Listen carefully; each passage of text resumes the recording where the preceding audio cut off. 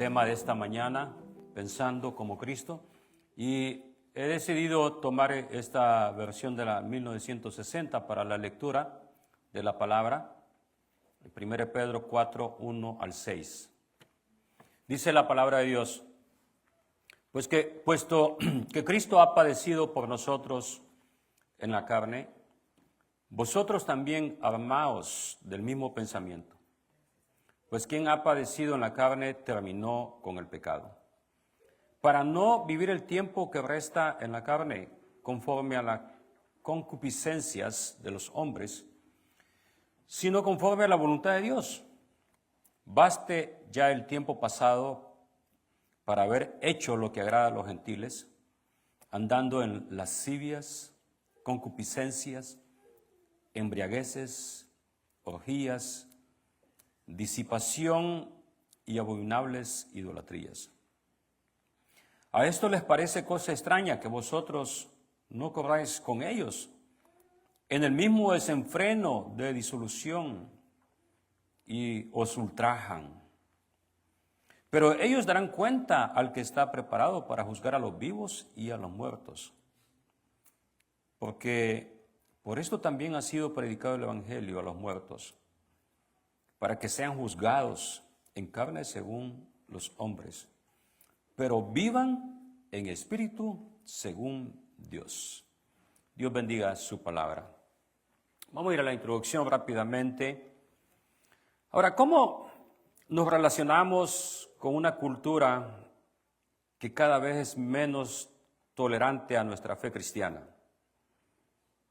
Es bien fácil, pero muy fácil, llegar a un grupo que no es cristiano y simplemente no hablar o no decir nada y fácilmente nos amoldamos y nadie nota que somos cristianos.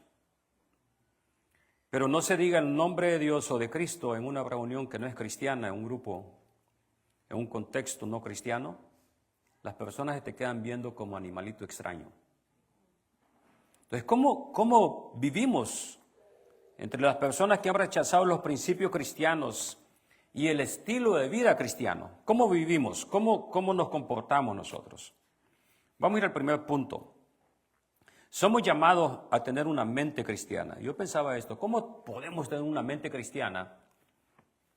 ¿Cómo una persona puede tener una mente cristiana? Yo creo que tenemos que ir de nuevo al Evangelio de Juan, cuando Jesús se sienta con Nicodemo y le dice a Nicodemo, tienes que nacer de nuevo, tienes que nacer de Dios, tienes que tener una mente de Dios. No podemos forzar a una persona a que cambie si no es cristiana. No podemos, ni podemos esperar que actúe como un cristiano cuando su mente no ha sido cambiada. Entonces, ¿cómo tener una mente cristiana? Primero, fíjate bien, una de las cosas que vemos acá, la letra A, nos identificamos con Cristo. Dice que Cristo ha padecido por nosotros. También dice, armados del mismo pensamiento. Cristo sufrió en su cuerpo y sufriendo en su cuerpo venció a la muerte. Es lo que nos dice 1 Corintios 15. Si usted lee todo Corintios 15 se va a dar cuenta de eso. Pero ahora tenemos este texto de 1 Pedro 3, 21, 22. Hablando de Noé y el diluvio y todo eso, dice el 3, 21, 22. Todo esto es símbolo del bautismo, el cual no consiste en lavar las impurezas del cuerpo, sino el compromiso ante Dios de tener una buena conciencia, que ahora nos salva por la resurrección de Cristo, de Jesucristo, quien subió al cielo y está a la derecha de Dios y a quien están sujetos los ángeles, las autoridades y las potestades. Entonces Cristo sufrió en su cuerpo, pero al sufrir la cruz obtuvo una victoria. Claro, cuando vemos los capítulos de los evangelios y leemos la cruz, el sufrimiento, parece ser que que Cristo ha sido derrotado, ¿sí o no? Que ha perdido la batalla. Es más, algunos interpretan sus palabras cuando dice, Dios mío, ¿por qué me has abandonado? como una derrota, pero en realidad lo que está haciendo Jesús ahí es llevando el pecado de nosotros. Ahora, somos llamados nosotros a adoptar la mentalidad de Cristo. 1 Pedro 4:1, cuando dice, amados del mismo pensamiento. Esta palabra, amados, aparece en otras versiones. Todavía no estoy ahí, estoy en 4:1. Dice que nos debemos de amar del mismo pensamiento. ¿Qué es amarse? Es tener las armas espirituales listas, no estar descuidado. 1 Pedro 2:24 nos habla de eso, de que cuando nosotros vencemos el pecado en Cristo, nos identificamos con Él. Dice, quien llevó Él mismo nuestros pecados en su cuerpo sobre el madero, para que nosotros, estando muertos a los pecados, vivamos a la justicia y por cuya herida fuisteis sanados. 1 Pedro 2:24. Y Pedro va a desarrollar, es interesante cuando lees toda la carta del apóstol Pedro, desarrolla lo que se le llama la teología del sufrimiento. Dice, ¿cómo es posible que hay teología del sufrimiento? Sí, hay un estudio específico en la Biblia del sufrimiento. Y Pedro desarrolla este sufrimiento y él pone a los cristianos y dice, claro, ahora mismo ustedes están sufriendo. Y es más, usa ejemplos en su carta que después de eso se van a volver como una profecía cuando él dice que nuestra fe va a ser probada por fuego. Claro, en ese momento Pedro estaba hablando de una prueba de fuego espiritualmente, pero esas palabras del apóstol Pedro se cumplen literalmente en unos años, cuando los creyentes son quemados, ¿no?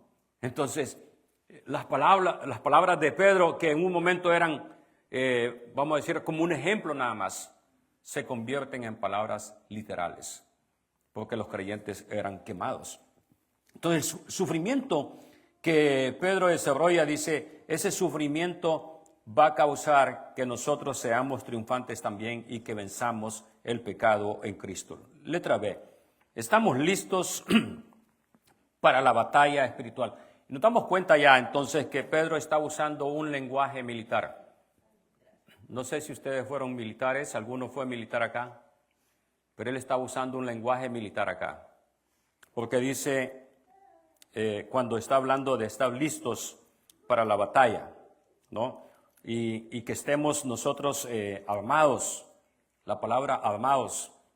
La vida cristiana es una guerra espiritual y esto quizás, cuando yo leía esto, este estudio, decía, la verdad que nosotros no miramos nuestra vida cristiana como una batalla espiritual. No lo miramos así. No estamos tan relax, tan tranquilos y no miramos nuestra vida espiritual como una batalla. Pero mire lo que dice Efesios 6:12. Porque no tenemos lucha contra sangre y carne, sino contra principados, contra potestades, contra los gobernadores de las tinieblas de este siglo, contra huestes espirituales de maldad en las regiones celestes. Pablo dice, y nos está ayudando acá. Pablo dice, no quiero que vean la cantidad de problemas que tienes tú como problemas naturales, humanos. Un ejemplo es que, por ejemplo, cuando hay un conflicto en el hogar, en la casa, ¿contra quién nos enojamos? Si es en el matrimonio, te enojas con el esposo o la esposa, ¿no? Viceversa. Y dice Pablo, no, nuestra lucha no es esa. No es con la persona que está ahí. Nuestra lucha es espiritual. Y lo que sucede es que Pablo nos quiere ayudar acá a que veamos mucho más allá de los asuntos de la vida cotidiana. Y dice, tu lucha es espiritual. Es contra el mismo diablo. No lo vemos así. El conflicto no es físico, sino espiritual. Y debemos de estar preparados. Efesios 6:13. Por tanto, ¿qué dice? Tomad toda la armadura de Dios. ¿Para qué? Para que podamos resistir, dice, en el día malo. Y habiendo acabado todo, estar firmes. Una de las grandes batallas que se han dado, en las batallas siempre ha sido la sorpresa, el efecto sorpresa, ¿no? Es cuando están durmiendo o cuando hay fiesta, ¿ya? Entonces, el enemigo ataca en ese momento, cuando estamos de fiesta o cuando estamos durmiendo completamente. ¿Por qué? Porque estamos descuidados. Moralmente y espiritualmente quizás podemos estar descuidados, y por eso Pablo nos dice, no, quiero que duermas con la armadura de Dios. No sé si alguna vez fue soldado y le dieron su fusil y se durmió en la noche cuando estaba cuidando. Recuerdo la historia de uno de mis diáconos hace años, que me contó la historia de que él estaba puesto en un lugar donde tenía que estar viendo, ¿no? Era el vigilante de noche de esa esquina del cuartel, y se durmió, ¿no? Como la 1 de la mañana, era toda la noche, claro, todo el día había estado despierto. Así que como la 1 de la noche él se fue deslizando, hasta que cayó dormido, ¿no? Y dormido soltó hasta el fusil. El asunto fue en la mañana, cuando vino el cambio de guardia a las 6 de la mañana. El que subió y lo vio el soldado, que estaba bien dormido todavía. No había despertado. Y fue y dio parte a su sargento. Y mi sargento le doy parte que el soldado tal se quedó dormido. Y llega a verlo, le quitan el fusil. No despertaba, le quitaron el fusil, ¿no? Estaba a un lado del fusil, lo quitaron. Y después lo despiertan con un grito y se despierta, ¿no? Todo asustado. Y le dice, soldado, ¿qué pasó? Le dice. Le doy parte a mi sargento que me dormí. Soldado, ¿y dónde está su fusil? No tenía fusil. Mi sargento, le doy parte que usted sabe dónde está mi fusil. ¿Cómo yo voy a saber dónde está tu fusil? Te lo hemos dado a ti, le dice. Le doy parte y nadie lo sacaba de ahí, ¿no? Dice, no se me olvida que toda la mañana estuve dando vueltas en la cancha. Dormido. Dice, tomen toda la armadura de Dios para que estemos listos para el día malo. No sabes cuándo el día malo viene, ¿sí o no? No sabes. Siempre, bueno, no, yo iba a decir a todos nos gustan las sorpresas, pero hay personas que no les gustan las sorpresas para nada, ni buenas ni malas, ¿no? Pero si son buenas sorpresas, a mí me gustan, ¿no? Pero si son malas sorpresas, no nos gusta. Y dice, no sabes cuándo viene el día malo. Y el creyente, fíjate bien esto, el diablo no se ocupa de los que tiene ya en sus manos, ¿ok? Los tiene tranquilos ya ahí. Ellos están bien ocupaditos, los tienen entretenidos, no hay problema. Pero el creyente es objetivo número 1 del diablo. Mira lo que dice 1 Pedro 5:8. Sed sobrios y velad, porque dice vuestro adversario, tu adversario, el diablo, como león rugiente, anda alrededor buscando a quien devorar. Te está buscando. Te está buscando. Cualquier momento, dice, vas a caer. Cualquier momento vas a ser presa de él. ¿Y qué debemos de hacer? Estar listos, estar despiertos. Pablo nos dice, tengamos cuidado, tenemos que estar conscientes. Ahora, letra C. Nuestras mentes, si somos nacidos de nuevo, nuestra mente ha sido renovada. La conversión, cuando somos creyentes, trae un cambio de pensamiento. Esto es como lo que nos va a ofrecer acá. Es un contraste. Romanos 8, 5 y 6. Dice, porque los que son de la carne piensan en las cosas de la carne, pero los que son del Espíritu en las cosas del Espíritu. Porque el ocuparse de la carne es muerte, pero el ocuparse del Espíritu es vida y paz. Dice, ¿sabes qué? Aquí hay un contraste muy grande. Y Pablo dice, aquellos que se ocupan de su misma vida, de sus mismos deseos, ponen sus deseos primeros antes que lo demás, de lo que corresponde a Dios, dice, ¿qué encuentran? Encuentran muerte. Es increíble, pero nosotros tenemos una sociedad donde el suicidio es tan alto, pero tan alto entre los jóvenes. Y te preguntas, ¿por qué? Bueno, porque no alcanzan a llenar lo que se les demanda en las redes sociales. Ese es el asunto. Es como cuando nosotros los adultos tenemos el síndrome ya de viejos, ¿no? De viejitos. Yo cada vez que me veo en el espejo digo, yo no sabía que me veía ya así, ¿no? Y no sé si me da alegría, tristeza o ganas de morirme cuando veo una foto cuando estaba joven, ¿no? O sea, digo, ¿qué pasó aquí? Los años pasaron. Entonces, ¿cómo podemos ser renovados con esa mente? Cuando nos ocupamos en las cosas del Espíritu, cuando ya no es mi ocupación el poder impactar a otras personas a través de la apariencia, sino a través de las buenas obras que hago en el Evangelio. ¿Qué estoy haciendo para Dios? Y ese es el asunto. Dice, trae vida y paz. ¿Saben que cuando los jóvenes se ocupan, este es el punto, los jóvenes y adultos, vamos a decir, se ocupan de algo que es más grande que ellos, es cuando tienen satisfacción? Pero cuando nos ocupamos solo de nosotros, nunca vamos a estar satisfechos. Por eso, si servimos a Dios, vamos a encontrar vida y paz. No hay vida y no hay paz si no servimos a Dios. ¿Por qué? Nos estamos sirviendo a nosotros mismos. Hay un contraste bien grande. El creyente experimenta una renovación del entendimiento. Romanos 12:2.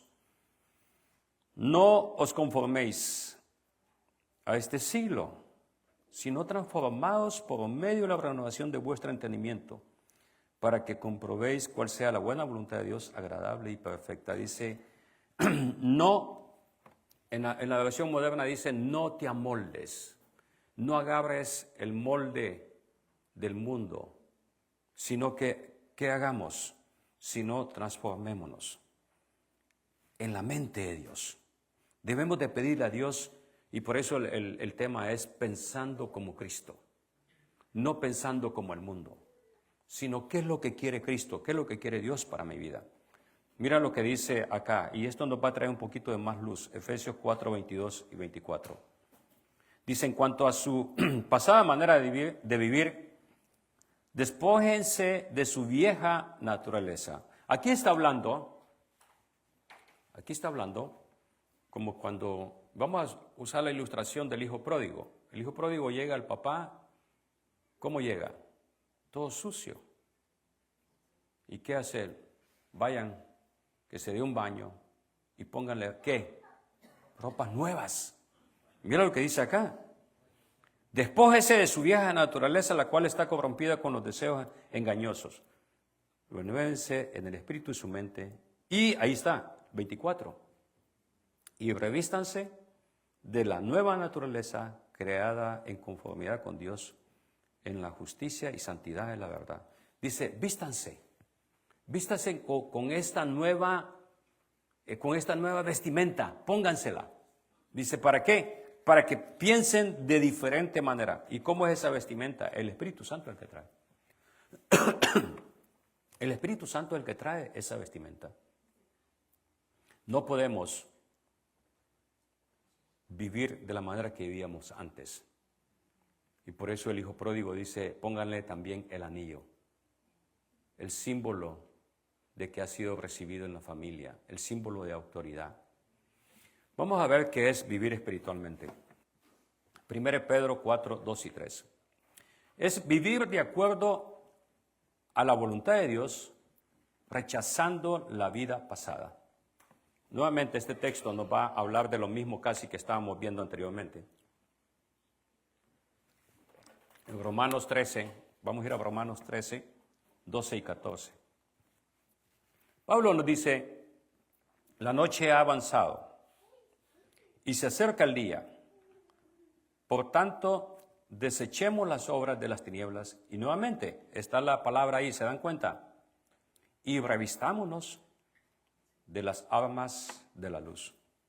Vivamos con honestidad, como a la luz del día, y no andemos en glotonerías, borracheras, lujurias, lascivias, ni en contiendas y envidias. Más bien, revistámonos del Señor Jesucristo y no busquemos satisfacer los deseos de la carne. Cuando dice no busquemos satisfacer los deseos del cuerpo, él dice no busques satisfacer tu propio deseo, ¿no?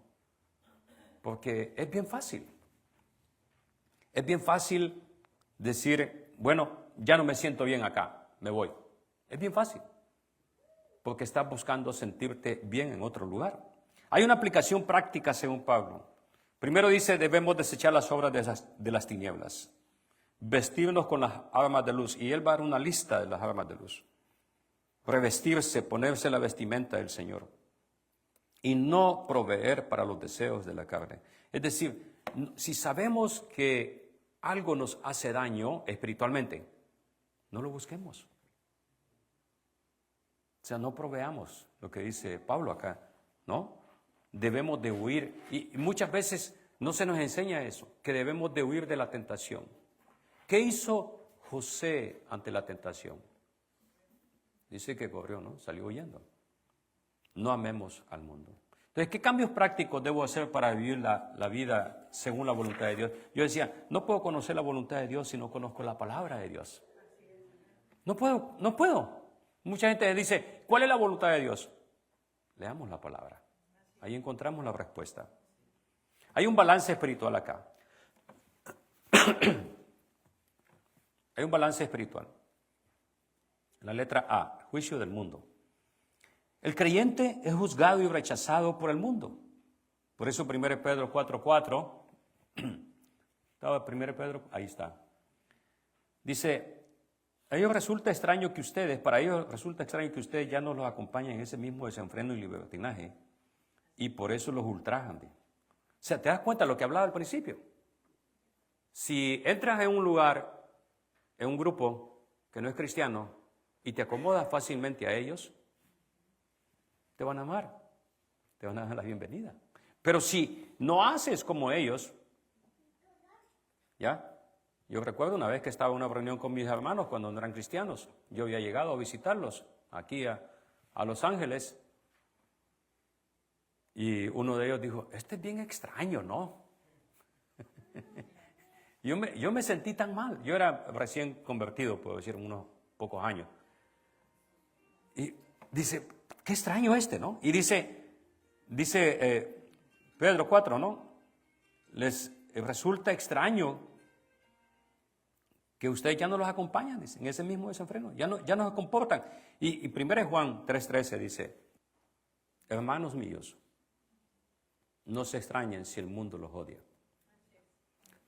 Este texto, si usted lo lee así, no tiene mucho significado. ¿Por qué? Voy a explicar. Puede buscarlo en su Biblia, 1 Juan 3:13, por eso no se los puse yo. Pero este texto no tiene significado si no leemos el 12. Dice, no se extrañen si el mundo los odia. ¿De qué odio está hablando? Un odio que es capaz de eliminarte. Y el caso que trae Juan es Caín y Abel. Dice que Caín mató a su hermano. ¿Por qué? Dice porque sus obras eran malas y las obras de Abel eran justas. ¿Te das cuenta? Esa batalla espiritual la encontramos reflejada en el Antiguo Testamento, en Génesis, en la vida de Caín y Abel.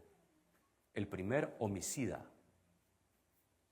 O sea, lo que quiero ilustrar acá es que el mundo nos odia a tal grado que si nos matan, mejor. ¿Ya? Mejor, mucho mejor. Ahora, ese es el juicio del mundo. El juicio del mundo es que el mundo nos odia. Ahora, piensa esto. Nosotros creo que tenemos, los creyentes a veces tenemos el síndrome de la mujer golpeada. ¿Cuál es el síndrome de la mujer golpeada? Me ama. Yo sé que en lo profundo me ama. ¿No? ¿Cuántas mujeres han terminado en la tumba, en el hospital, por esperar tanto tiempo? ¿Por qué traigo esto a ilustración? Porque a veces queremos que el diablo nos ame. A veces queremos que la sociedad nos ame. A veces queremos que los vecinos que no son creyentes nos amen. Nos odian. Ese es el juicio del mundo, el juicio divino. Pedro va a hablar del juicio divino. 1 Pedro 4, 5 y 6. Pero tendrán que dar cuenta de ello al que está preparado para juzgarlo, a los vivos y a los muertos. ¿Sabes qué está diciendo acá Pedro? Hay un juicio divino. Dios es el juez. Y este mensaje del juicio divino es un mensaje que no es popular. Porque cada vez que hablamos del juicio de Dios y que Dios es el juez, no nos gusta escuchar. Nos gusta escuchar que Dios es amor, ¿sí o no? Que Dios nos ama, que Dios nos perdona, que Dios nos recibe. Pero cuando hablamos del juicio divino, no nos gusta escuchar. Cerramos nuestros ojos y cerramos nuestros oídos. No, nuestro oído se cierra, no quiero escuchar. El juicio divino es superior al humano. Ese es el punto. Ya puse la ilustración del juicio humano, cómo la gente nos juzga. Pero ¿sabes qué? El juicio humano dura en esta vida y se acabó. Pero el juicio divino tiene consecuencias eternas. Dice Pedro, ¿no? Que van a dar cuenta de ello los vivos y los muertos. Ahora, también dice acá Pedro en el 6, pero por esto también a los muertos se les predicó el evangelio. ¿A quiénes está hablando Pedro aquí cuando dice a los muertos? A los que ya han muerto en la fe. Dice Pedro, a los que ya han muerto. ¿Por qué hablaba de esto a los muertos? Porque en este tiempo de Pedro ya habían muertos creyentes que habían muerto por la fe. Ya habían ejecutados. Y Pedro dice, claro, los que sufrieron, ¿te das cuenta? Los que sufrieron el juicio humano, dice. ¿Qué te decía yo de Caín y Abel? Que son capaces, bueno, Pedro está diciendo, ya han muerto algunos. A ellos se les predicó el evangelio. Para que sean juzgados en su cuerpo, ya han muerto ellos, según los criterios humanos.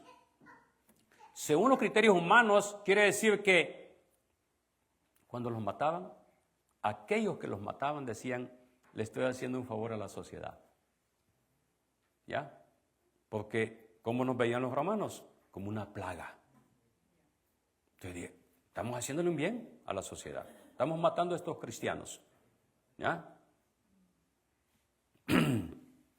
Dice, pero que vivan en el Espíritu según Dios.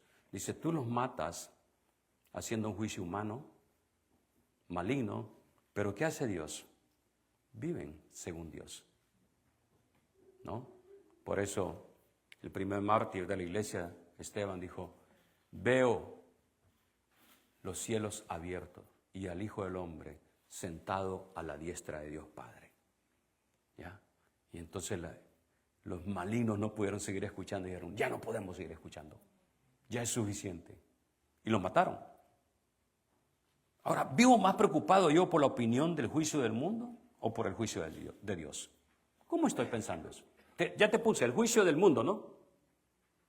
Tu familia, que te critica por ser creyente, o Dios. ¿Cuál juicio crees tú que vale la pena preocuparse? ¿El juicio del mundo o el juicio divino? Yo me preocuparía más por el juicio divino. Y dice la Biblia que nosotros ya hemos sido juzgados en Cristo, en la cruz del Calvario. Vamos a concluir con 1 Pedro capítulo 1, 3, 5. Bendito sea el Dios y Padre de nuestro Señor Jesucristo, que por su gran misericordia y mediante la resurrección de Jesucristo nos ha hecho nacer de nuevo a una esperanza viva, para que recibamos una herencia incorruptible, incontaminada e imperecedera. Esta herencia les está reservada en los cielos a ustedes, que por medio de la fe son protegidos por el poder de Dios, para que alcancen la salvación, lista ya para manifestarse cuando llegue el momento final. Dice, el creyente no se preocupa por el juicio de Dios. El creyente ha sido juzgado en la cruz. El creyente lo que le espera es una herencia incorruptible, incontaminada, que no perece. Y dice, esta herencia está reservada en los cielos, no en el mundo. Nunca se le prometió a la iglesia una mejor vida en el mundo. Se le prometió una herencia reservada en los cielos. Jesús le dijo a sus discípulos en el último discurso, en el mundo ustedes van a tener aflicción, pero confíen, yo he vencido al mundo. Vengamos en oración. Padre, permite que este pensamiento inunde nuestro corazón este año y que al dirigirnos a ti, permitas, oh Dios, que podamos seguir adelante en este pensamiento de tu palabra. Danos de tu Espíritu Santo, de tu sabiduría, para cuando leamos la palabra pueda ser abierta a nuestros ojos y comprenderla, oh Dios. Te oramos a ti, oh Dios, y bendecimos tu nombre. Y pido tu bendición por tu pueblo, aquí reunido, y los que no han venido con nosotros esta mañana, que tú les bendigas y que tú, Padre amado, puedas ser con ellos en todo tiempo, en todo momento. Te oramos a ti, oh Dios, en Cristo Jesús oramos. Amén y amén.